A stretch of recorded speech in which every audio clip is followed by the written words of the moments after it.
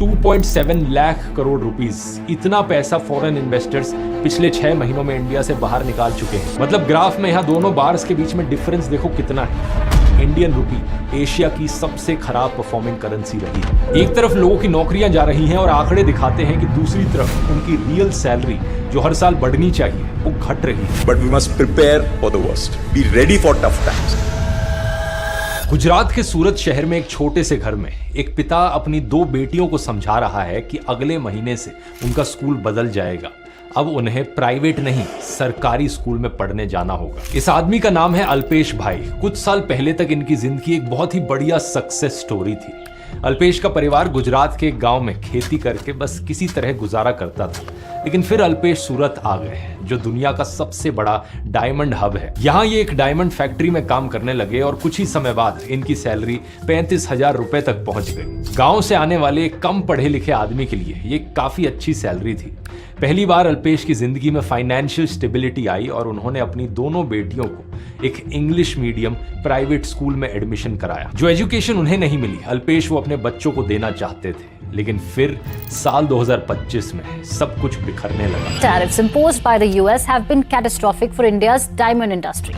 सूरत की diamond industry में एक भयंकर क्राइसिस आ गया। तो डायमंड बिकता नहीं, अभी सबके ऊपर पड़ा है, पूरा मार्केट के ऊपर है। पहले अल्पेश की सैलरी गिरकर 18,000 रुपए हुई और फिर कुछ महीने बाद उनकी फैक्ट्री ने अपने 60% वर्कर्स को निकाल दिया।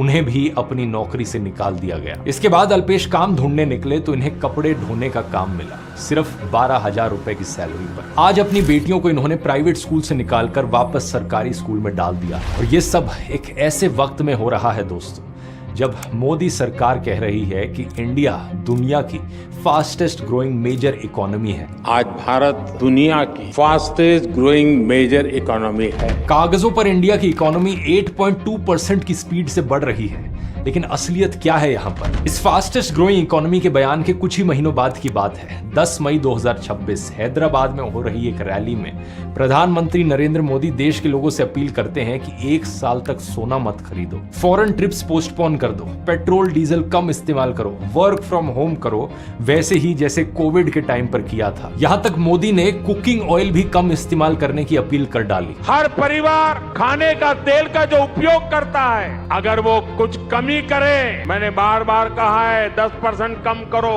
अगर हम तेल खाना कम करें ना, तो भी वो देशभक्ति का बहुत बड़ा काम है। और इस सब के पीछे की वजह बताई गई कि हमें किसी भी तरह से फॉरेन एक्सचेंज बचाना है। विदेशी मुद्रा बचाने पर बहुत जोर देना होगा।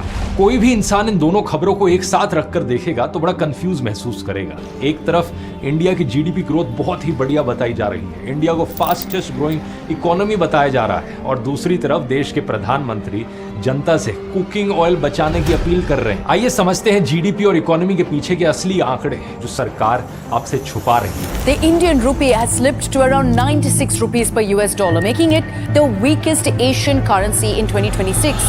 मैं शासन में बैठा हूं, मुझे मालूम है इस प्रकार से रुपया इतनी तेजी से गिर नहीं सकता।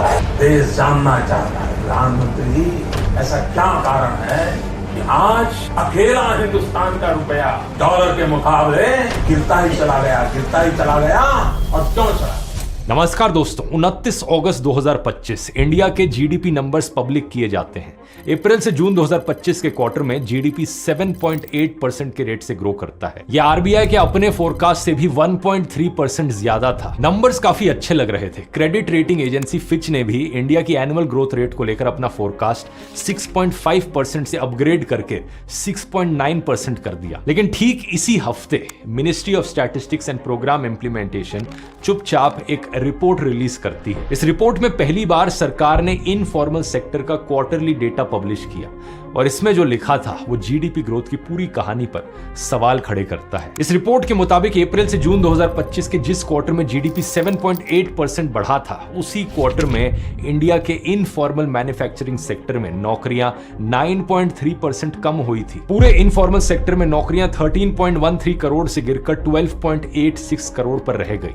यानी सिर्फ 3 महीने में 27 लाख लोगों की नौकरियां चली गई। और डरावनी बात यह है कि यह तो सिर्फ एक ट्रेलर है, इससे भी भयंकर जॉब क्राइसिस शायद अभी भी आना बाकी है एआई की वजह से। वर्ल्ड इकोनॉमिक फोरम का अनुमान है कि साल 2030 तक एआई और ऑटोमेशन की वजह से 9 करोड़ से ज्यादा नौकरियां खत्म हो जाएंगी। इंडिया में एक्सपर्ट्स वार्निंग दे रहे हैं कि अगले 2-3 सालों में अकेले आईटी सेक्टर में 4 से 5 लाख जॉब्स खतरे में पड़ सकती है। टीसीएस जैसी कंपनीज में हजारों लेऑफ्स ऑलरेडी शुरू हो चुके हैं। अब जरा ऑनेस्टली खुद से पूछकर देखिए, अगर आपकी कंपनी को एक ऐसा एम्प्लॉय मिल जाए जो एआई की मदद से आपका 8 घंटे का काम 1 घंटे में कर दे, तो कंपनी किसे प्रेफर करेगी रखना? यही असली खतरा है। एआई आपकी जॉब सीधे नहीं छीनेगा, लेकिन एआई इस्तेमाल करने वाला इंसान जो आपसे 5 गुना 10 गुना तेजी से काम कर सकता है, वो आपकी जगह जरूर ले सकता है। यही इसकी एक पॉजिटिव साइड है कि अभी देरी नहीं हुई है। इसी WEF की रिपोर्ट के हिसाब से 17 करोड़ नई जॉब्स भी क्रिएट होंगी। यानी सवाल ये नहीं है कि एआई जॉब्स खत्म करेगा या नहीं, सवाल ये है कि आप किस साइड पर होंगे।